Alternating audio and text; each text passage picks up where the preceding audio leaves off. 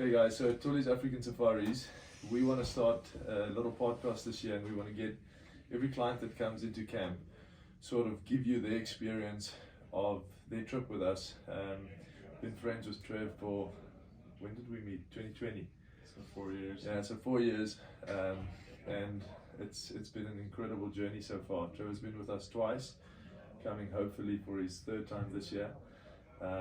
We've got a really good relationship with Mountain Ops. They send a group every year, and we're just looking to build on that. So we thought we'd jump on here quickly and just share a little bit about our relationship and the experience that we've had so far. Yeah, it's interesting because you hear a lot of people say that they've got FOMO. I've got FUMO, which is fear of others missing out, and I only fear others missing out when there's something super special. And the connection we've had with Tollies, the Jordan family, has been incredible. We consider them our family from South Africa, and I think they do the same for us here in the States. But we've spent a lot of time, so I tried to send as many people their way as possible, just because I know if somebody goes there, if they give the Tollies, the Jordan family a chance, they're going to have an experience that changes their life. And it's not just from the hunt, but from the cultural experience, the humanitarian experience, and then just the relationships that are built along the way are incredible. So you get to experience this an amazing adventure that you guys share with those that come over from the States or wherever around the world. They get to experience something pretty special with you guys. Yeah, I think the special thing about the relationship Tollies and Mountain Ops has is the fact that our core values are exactly the same. We believe that we were placed on earth, and we believe we're especially placed in South Africa to make a difference right where we are. What's that quote that you always say? Yeah, stand where you are, lift where you stand. Exactly. So we had the opportunity to move to the US in the late 90s, and the Lord said, I don't need you in Texas, I need you in Africa. So our goal is to make as big of a difference in Africa as you guys are doing in the US, and you are an absolute beacon of light and something that we strive for. The difference that Mountain Ops family is making in the US with the Conquer Hunger project is unbelievable, and hopefully we can have such a big impact on lives as well one day. Yeah, well, you do, you do, and anyone that comes there, has a transformation in some kind of way with you guys. So, don't sell yourself short. You guys are having an incredible impact, and you've been able to allow us. As my family came over, we worked in a school. We also took some of the meat we harvested to an orphanage, continuing to conquer hunger over in South Africa. So it's pretty incredible. In fact, that was one of my children's favorite experiences there. Obviously, to see the animals, to hunt the animals, but then they were able to have their eyes open to a different way of living for people, and some poverty that's there that we were able to support just in a very small way. But the children were able to go and have these kids in this orphanage dance for them, and then dance with them, and then there was hugs all around, and they didn't, we didn't want to leave, they didn't want us to leave.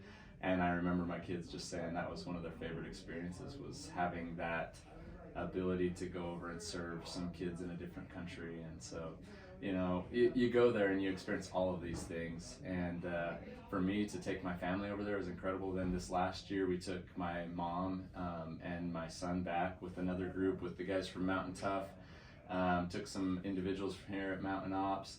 Who else did we have there with us last year? Oh, my wife's cousins. It was a youth hunt, so we had about 10 kids, and that's something different too. I've hunted in Africa before without you guys, great experience, but with you guys it's like family, and all ages are welcome and feel like they can participate. And so you guys do a really good job of catering to families as well. And so last year we took a bunch of families over, and it was pretty incredible to watch these kids in that element, learning, growing, experiencing something different than they had ever experienced before. Yeah, I think that's what is a little bit different with our operation to a lot of other guys, is we specialize in family safaris, because family is everything to us, and we get about 70% of our clients bring their families with, and the impact that it has on the kids, especially the kids, because the kids in the US, they you don't know what you don't know, so they don't know how privileged they are until they get to Africa and they see the poverty that the people of Africa live in. So we encourage guys to bring their wives and their kids, and because it literally is life changing, seeing the circumstances that some of the people live in Africa. So Trev, I look forward to the experience or the relationship with Mount Hops for many years to come, and I truly believe our paths crossed for a reason, and that we will together change many more lives in the future. Our dream is to take conquer hunger to Africa one day. Maybe it'll be this year, maybe next year. We'll start with the first little event. But yeah, what we're trying to create at Tollies is not just a hunt. It's way more than just a hunt.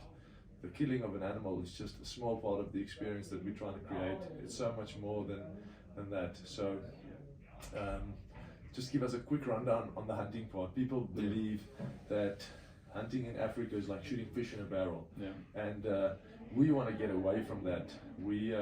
Our hunting areas are massive. We hunt about 250 to 300,000 acres of free range, and then about 150,000 acres of fenced areas.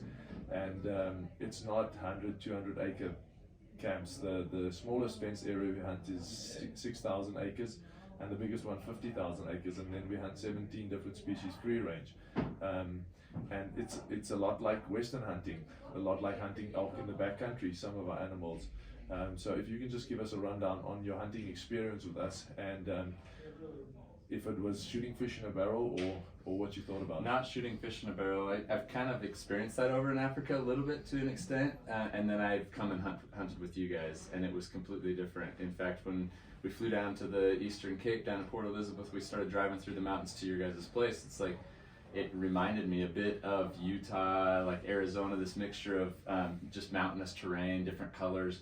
And then you do have some of the savanna that you see in like Lion King and stuff like that, but there's mountains and they're big, and there's some treacherous terrain, and you can climb it, you can go explore it if you want. You could, if you're adventurous, go and climb the rocks and climb the mountains, and we did. And so one of the things I love, if you're into it, you don't have to do this, but I love in the mornings, most of the time. There's some mornings I'm too tired to get up with you to work out, but they've got this incredible gym on the facility, and you wake up to all the sounds of Africa, and it's just a different feeling. You're like, man, I'm in a different world here.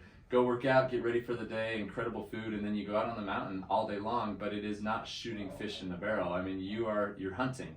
There is a wide variety of species, and so you might be going for kudu, and you're gonna come across, a bunch of impala or wildebeest or whatnot, and so it's kind of fun because you might see these different species along the way, but it's not easy to get into them, especially if you're hunting something like kudu, Cape buffalo, eland. We had some difficult hunts. We were army crawling through the open fields to get to Beckham Sable. I mean, it's hunting, and so for those that have this common misconception, yes, that exists in Africa. That's why I think we have this conception of, or this perception of what it is, but not down with you guys. Like you've got to put in the work.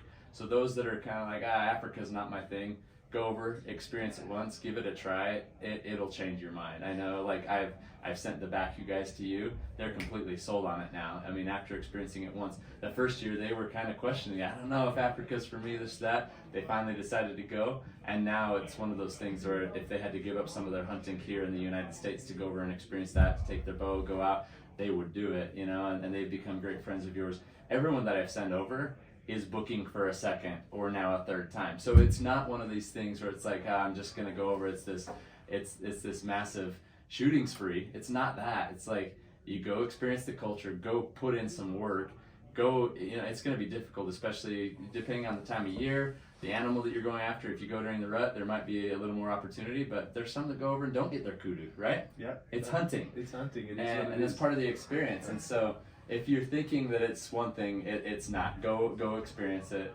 try it out, and then you'll thank us later. So exactly. They say once the African bug bites, you never get rid of it. I said it was a once in a lifetime opportunity the first time I went. My very first hunt was in South Africa. Now I've been back 3 times. I'm planning a trip at least for the company once a year. For me, at least every other year. I'll be there for sure. I want to be there every year. There's a little bit of flight involved that you've got to travel ahead of time, but it's worth planning for, and you guys are booked out like crazy. So I would say for those that want to get in on this adventure, like don't wait.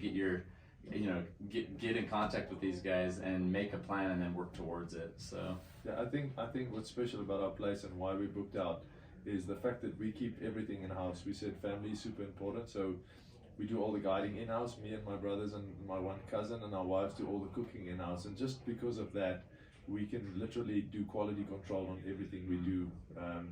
We want to strive to be one of the best hunting spots in Southern Africa, and with the grace of God, it's a blessing, and we're on our way there. It's through relationships with guys like you.